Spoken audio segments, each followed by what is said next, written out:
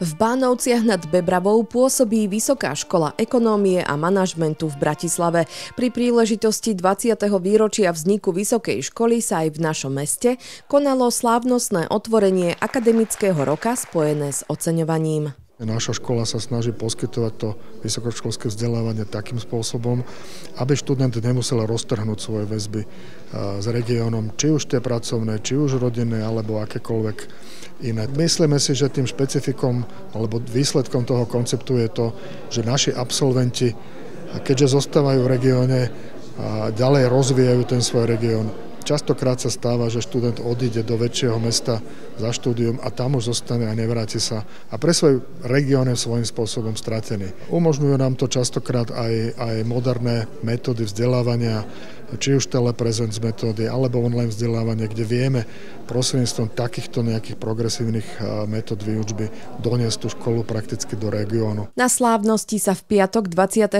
októbra okrem predstaviteľov Vysokej školy zúčastnili jej absolventi, študenti, ako aj iní významní hostia. V slávnostnom príhovore nechýbalo predstavenie školy, jej histórie a úspechov. Odovzdali sme viac ako 20 000 diplomov, čo si myslím, že hovorí samo o sebe. Postupne škola rozšírila svoj záber nielen na verejnú správu, ale aj na malé a stredné podniky, špeciálne manažment podnikania malých a stredných podnikov, čo si myslím, že stále oslovuje pomerne veľa záujemcov o štúdium. Pamätnú plaketu za rozvoj regiónu a spoluprácu s vysokou školou si prevzal primátor Bánoviec nad Bebravou Robert Gašparík, exprimátorka a zároveň poslankyňa Trenčianskeho samosprávneho kraja Rudolfa Novotná, ako aj zakladateľ miesta prvého kontaktu tejto vysokej školy v Bánovciach a zároveň bývalý primátor nášho mesta Jan Turčan. Ja by som chcel zaželať tejto škole ďalších 20, 40, 50 rokov,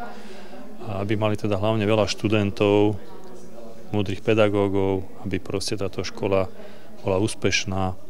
Ja som veľmi rád, že takáto inštitúcia na území mesta je. Určite za seba aj za mesto môžem potvrdiť, že budeme takéto inštitúcie v meste naďalej podporovať, pretože vzdelanie je určite jedna z najdôležitejších vecí v živote. Bánovce nad Bebravou boli taký región, ktorý sa ozval sám osobou pána Turčana, tak ako on spomínal vo svojom príhovore, mu to nedalo a po spolupráci s konkrétnymi predstaviteľmi našej školy ponúkol možnosť pôsobenia aj v Bánoveckom regióne. Bolo to v roku 2012, čiže je to 12 rokov dozadu. Každému človeku by malo záležať na tom, aby náš národ bol vzdelaný a aby sme sa posúvali práve z dôvodu vzdelanosti mladých ľudí dopredu. Jednou z možností je rozširovať vzdelanie.